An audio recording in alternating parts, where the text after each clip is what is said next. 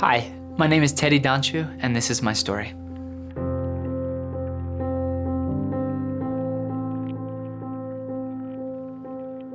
I was born in a small city called Ornești, which is located in Romania.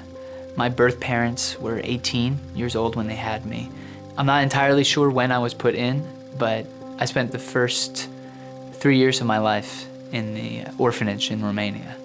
When I was almost 3 years old, I was picked up by a woman from Philadelphia, and she brought me back to the United States, and her name was Danciu.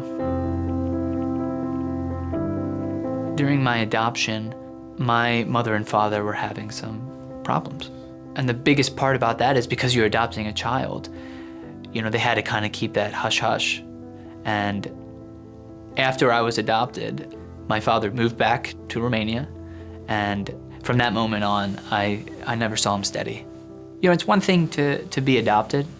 There's abandonment issues, there's trust issues with being adopted. And then when you put that on top of after you're adopted and you grow up without a dad who adopted you and supposed to, in my mind, there was 2 dads right there that have abandoned me. And it led me to kind of run away a lot. I guess the feeling of being unwanted. Any situation that appeared that things were going south, I just distanced myself. People are going to leave me. And before they can, let me run away. I've been coming to Bethel for the past 15 years. 2005 is when my mother and I started coming.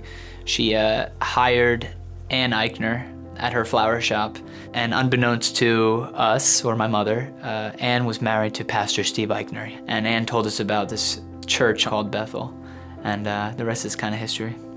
It wasn't like right away I was committed follower of Christ.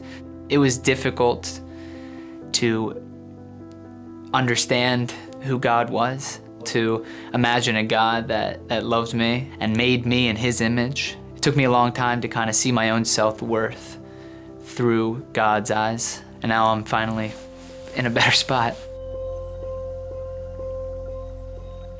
What I would say to somebody who isn't here yet is, no matter what, there's always going to be holes in people's lives, always holes in people's hearts where you don't know where to turn or you don't know what to fix.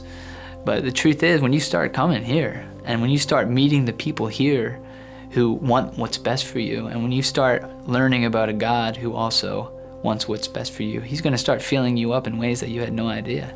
And you're going to pursue after God who's going to give you so much more than those things that were holding you back, that were telling you that you weren't worthy.